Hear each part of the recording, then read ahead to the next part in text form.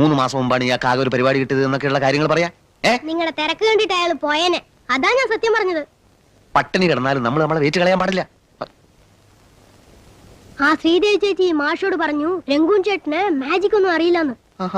ഈ പെണ്ണിനെ കൊണ്ട് തോറ്റു.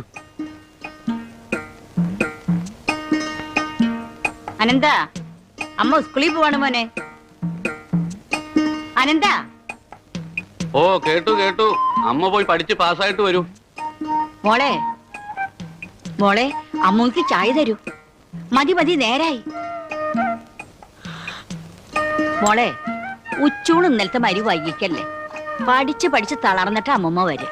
മോര് വാങ്ങിച്ചേക്കാൻ മറക്കരുതിട്ടാ. മോളെ അമ്മമ്മയുടെ അക്ഷരമാല പുസ്തകം കണ്ടോ? അയ്യോ, എവിടെ? ഞാനെടുത്ത് വിഴുങ്ങി.